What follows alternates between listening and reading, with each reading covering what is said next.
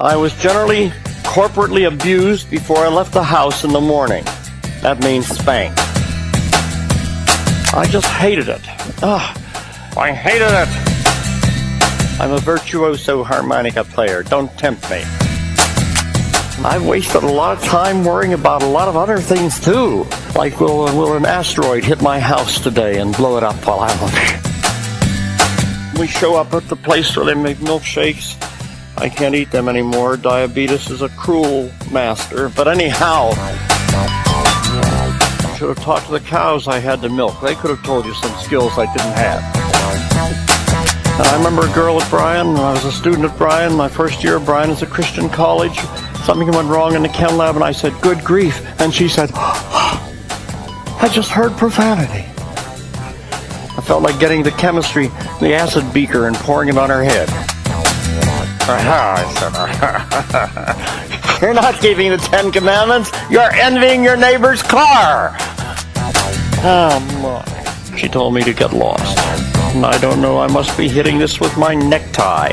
I can't figure out. Stop, necktie, stop. Maybe it's the button on my coat. Maybe it's allergic to that button. I don't know. Since I haven't broken anything yet, I feel pretty good.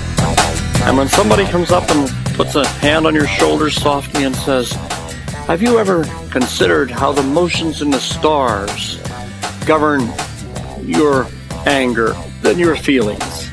What you really ought to do at that point is just to slap him and walk away. Except slapping is not good, so do something else. Couldn't catch a ball, couldn't play games, that I could argue like crazy. I get worried about heavy metal. It bothers my nerves.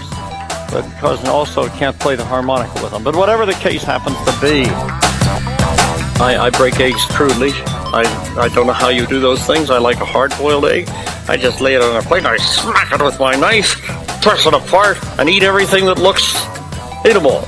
And if some shell comes in, I say, good, maybe my tapeworm will cut his throat on that. Who knows what will happen?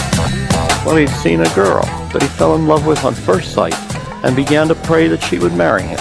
What a clod. But anyhow, and he was stupid enough to tell the girl. And when he told the girl, she looked him right in the eye and said, "I'm praying that I won't, and my prayers have been answered." Good for her, I said. Good for her. It wasn't very nice for you to ask God to let you mess up her life, I don't think very much. So when a man like Pelagius will say, "Just stop sinning," he might as well just say, "Shoot yourself." But that sounds like a sin, too. To die with murder on your hands. That boggles my mind. Although I waste a lot of time in class telling stories and walking around, I feel like testing time is a real waste of them, but I've got to do it. If the world belonged only to the gifted, the rest of us would be out somewhere swimming in the Pacific, being chased by killer whales. It doesn't make any difference to me what everybody says. It's what it is that counts. The Chinese had known about gunpowder for 3,000 years. They had lots of fun with it. They made firecrackers. They blew things up for fun. But they did not have the practical knowledge of how to use it to kill people, unless an accidental firecracker went off too close to where you were standing. Are you still awake? I haven't put you to sleep yet. I'm close to it myself. One year I was standing here like this, and I got strangely silent. And I realized just in the nick of time that I was falling asleep in my own lecture. So I rubbed my chin reflectively as a man does when he's thinking of some great thought.